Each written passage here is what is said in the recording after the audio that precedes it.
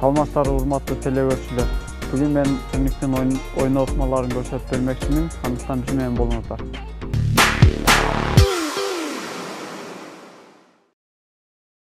Алгач турник ойноодон мурун разминка кылып алышыбыз керек биринчиден. Денелер ооруп калбаш үчүн чоюп. Анда баштадык.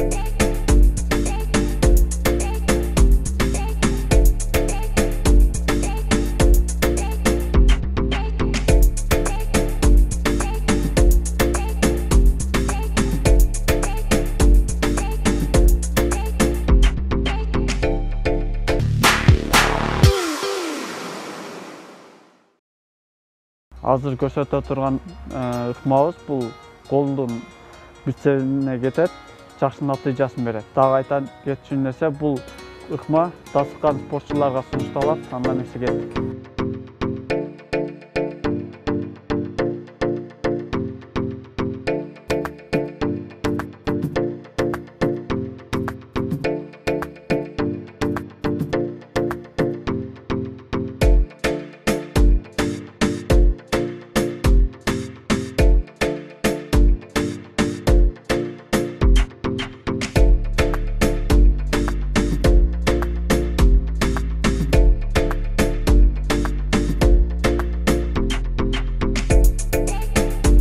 Бул ыкманы аткаруудан мурда жөнөкөй эки колдук турник тартынып, ошолорду көбүрөөк тартынып, анан кийин жасаш керек буну.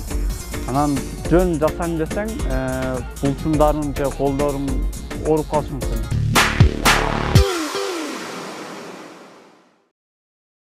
Азыр жасай турган ыкмабыз силой деп аталат. Силойду жасаган адамга колдун арканкы булчуңдарына кетет. Желкеге, далларга кетет. Андан эмесе кеттик.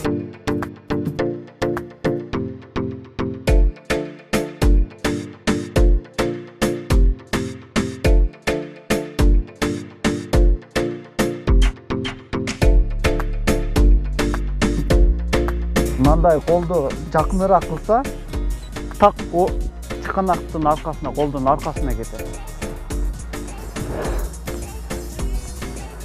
Колду кеңирээк жасасак,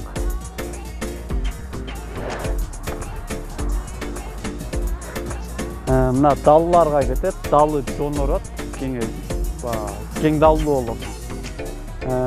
Колду тараак кылып жасасак, колдун арканкысына көбүрөөк натыйжасын берет.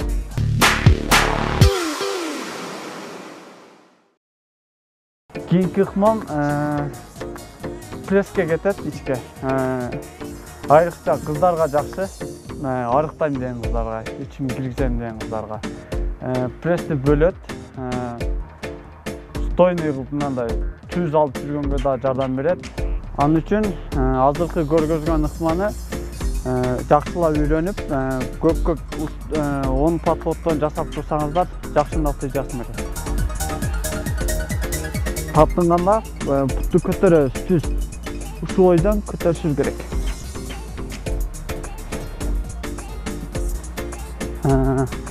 Көтөрбөй эле жөн эле жасап койсок, колго кетип калат. Бутту көтөргөндө ичке дагы, белге дагы.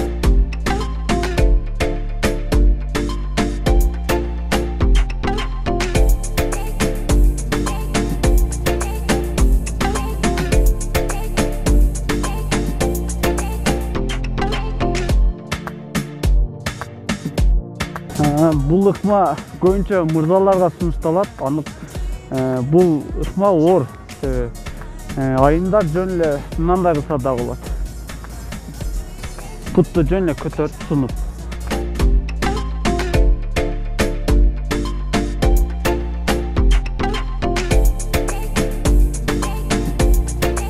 Урматтуу телеөрүүчүлөр, Жоқ дегенде бир күндө ушинтип 1 минут асынып коюштагы койгондагы ден соолукка өтө пайдасын берет.